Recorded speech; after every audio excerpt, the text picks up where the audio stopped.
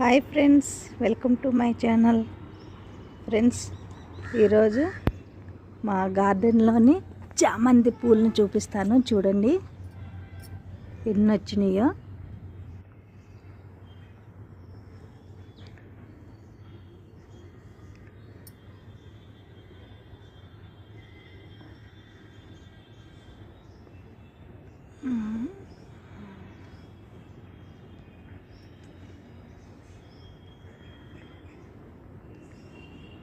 ఇంకా వీటికి మొగ్గలు వచ్చినాయి, పువ్వులు రాలేదు.